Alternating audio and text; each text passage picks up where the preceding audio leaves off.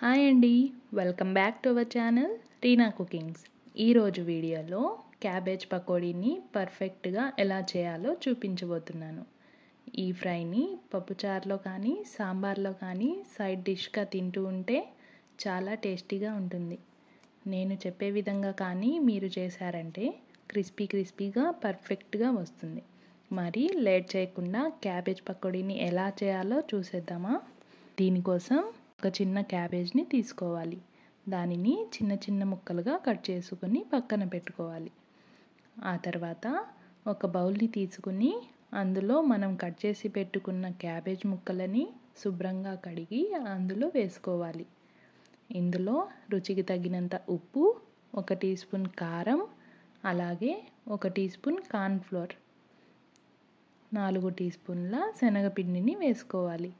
ఆ తర్వాత కొంచెం కలర్ఫుల్గా కనపడటానికి కొంచెం ఫుడ్ కలర్ని యాడ్ చేసుకోవాలి.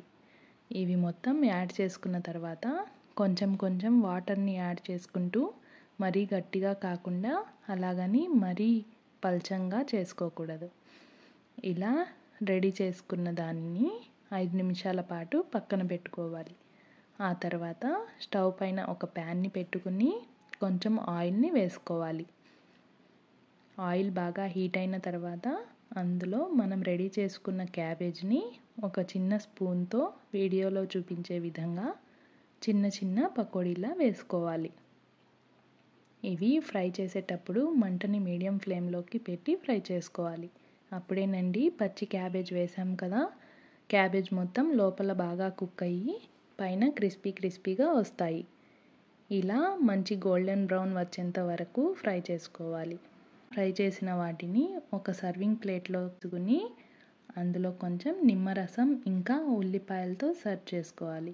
అంతేనండి, ఎంతో క్రిస్పీగా అండ్ ఎంతో టేస్టీగా ఉండే క్యాబేజ్ పకోడీ రెడీ. వీటిని మీరు మధ్యాహ్నం లంచ్లో పప్పులోకి కానీ సాయంత్రం పూట స్నాక్స్గా కానీ చేసుకోవచ్చు.